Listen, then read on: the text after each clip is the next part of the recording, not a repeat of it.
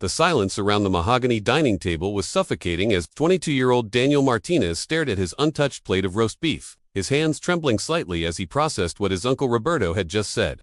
The words hung in the air like poison. "We all know what you are, Daniel. It's disgusting, and you're embarrassing this entire family." The Thanksgiving dinner that was supposed to be a celebration had turned into Daniel's worst nightmare.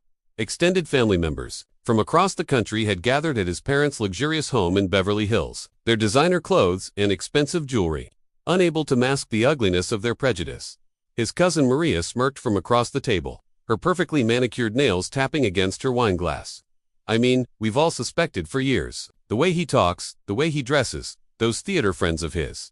She rolled her eyes dramatically. "It's like he's trying to advertise it." Daniel's mother, Carmen, a woman who had built her social reputation on being the perfect hostess, kept her eyes fixed on her plate, refusing to meet her son's gaze. His father, Miguel, cleared his throat uncomfortably but said nothing in his defense. "When I was your age," continued Uncle Roberto, his voice growing louder with each word, "men were men. We didn't have these confused individuals parading around, making a mockery of family values." The dining room, with its crystal chandelier and oil paintings of saints, felt like a courtroom where Daniel was being tried for the crime of being himself. 15 family members sat around the table, and not one had spoken in his defense. Daniel's younger sister, Sophia, only 18, and usually his closest ally, looked down at her hands, clearly uncomfortable but too afraid to speak up against the family patriarch. "You know what the worst part is?" Uncle Roberto continued, emboldened by the silence. "You're corrupting the younger generation. What kind of example are you setting for Sophia, for your little cousins?" That's when Daniel's grandmother, Abuela Rosa, a 90-year-old woman who commanded respect from everyone in the family, spoke up from the head of the table. But instead of defending him, her words cut deeper than anyone else's. "Mijo," she said, using the term of endearment that now felt like a slap. "In my day, we knew how to fix boys like you. Maybe it's not too late. There are places, programs that can help you become normal again." The suggestion of conversion therapy hung in the air like a death sentence. Daniel felt his chest tighten, his breathing becoming shallow. These were the people who had raised him, who had celebrated his academic achievements, who had cheered when he graduated summa cum laude from UCLA, with a degree in journalism. His Aunt Patricia, Uncle Roberto's wife, nodded approvingly. "Rosa is right. My friend's son went through one of those programs. It took a few years, but now he's married with children, living a proper life." Daniel finally looked up, his dark eyes scanning the faces around the table. These people who claimed to love him were discussing his identity like it was a disease that needed to be cured. Daniel, his father, finally spoke, his voice barely above a whisper. "Maybe we should consider what your grandmother is suggesting. You're still young. You could have a normal life, get married, give us grandchildren." The word normal hit Daniel like a physical blow. He had spent years in therapy learning to accept himself, building confidence, creating a successful career as an investigative journalist for the Los Angeles Times. He had won awards, exposed corruption, helped bring justice to victims of powerful people, but none of that mattered to his family. All they saw was his sexuality. His cousin Eduardo, a medical student who had always been jealous of Daniel's academic success, seized the opportunity to twist the knife deeper.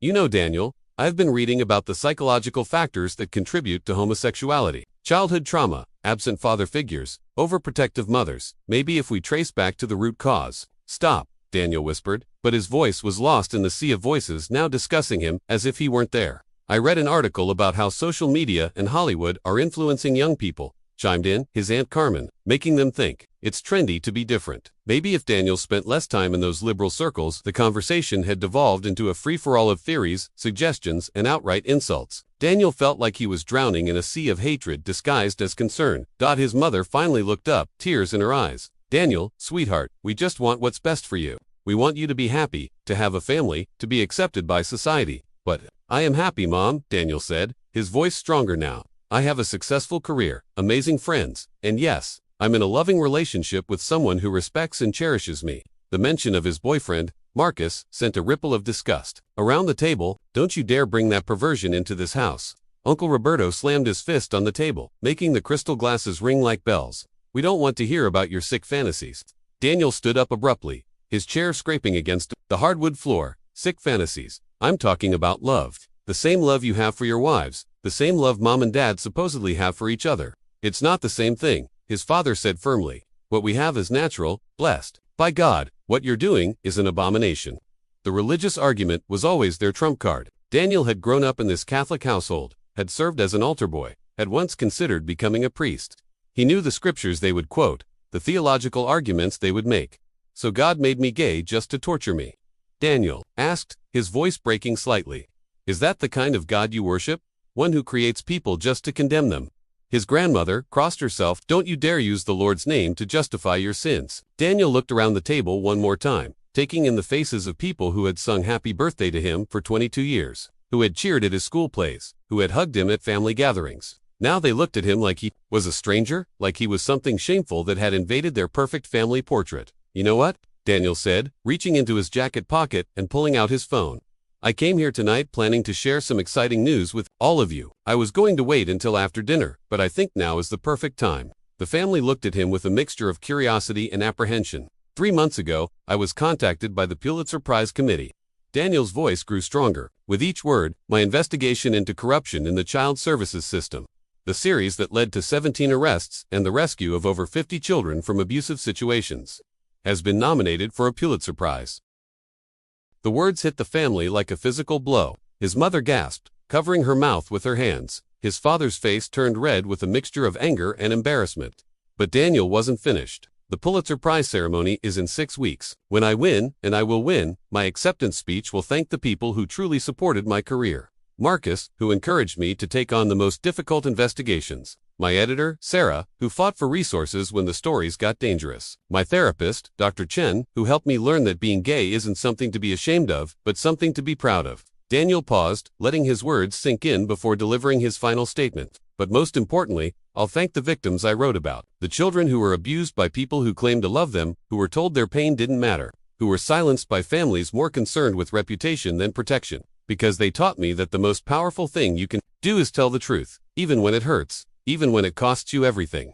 Uncle Roberto, desperate to regain some authority, stood up and pointed a shaking finger at Daniel. If you walk out that door, you're no longer part of this family. You'll get nothing from us, no support, no inheritance, nothing. Daniel smiled sadly. Roberto, I stopped being part of this family the moment you decided that your prejudice was more important than my humanity. As for the inheritance, I don't want money that comes with the price of my soul. He turned to address them all one final time. You want to know the real tragedy here? I would have shared everything with all of you.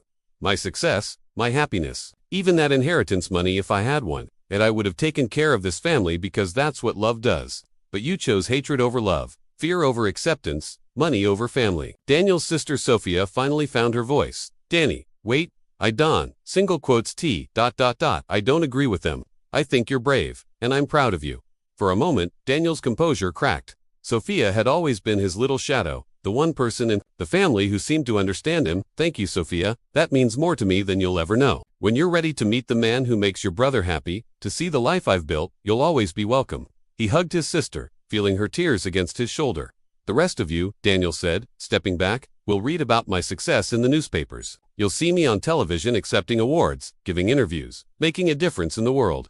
And every time you see me thriving, remember that you had the chance to be part of that story, but you chose to be the villains instead. As Daniel walked toward the door, his mother called out desperately, Daniel, please, we can work this out. Maybe we were too harsh, He turned around one last time.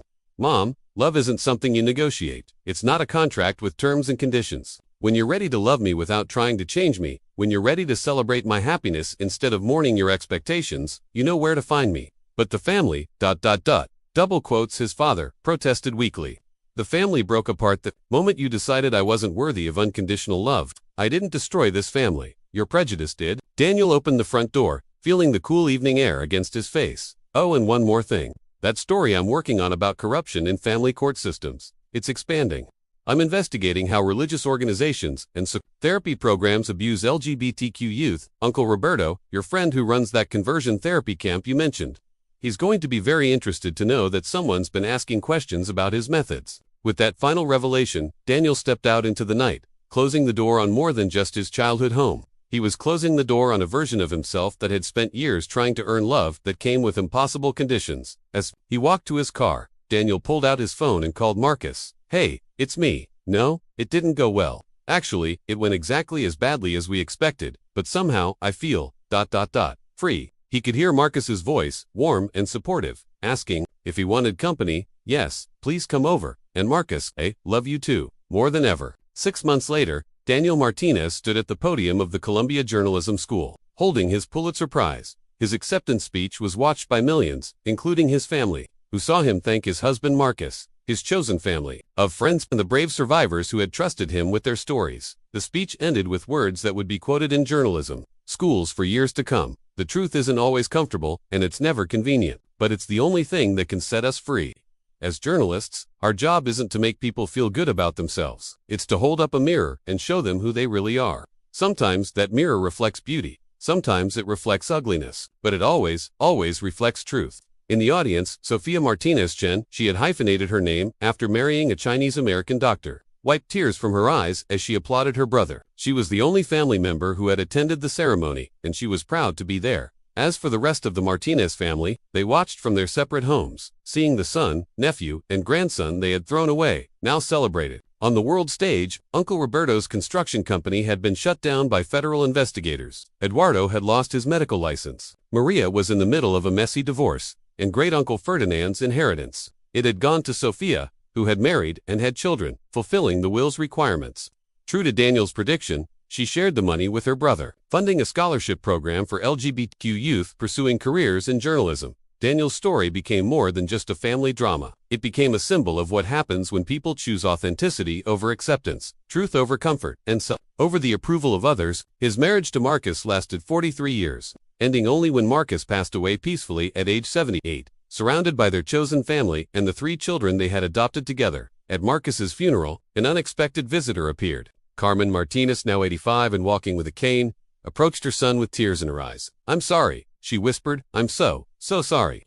Daniel, now 65 and distinguished with silver hair, looked at his mother for a long moment. Before opening his arms, some wounds can heal, given enough time and genuine remorse, but the lesson of that Thanksgiving dinner remained. Sometimes the greatest gift you can give yourself is the courage to walk away from people who claim to love you but refuse to accept you, because real love doesn't come with conditions, deadlines, or requirements to change who you are at your core.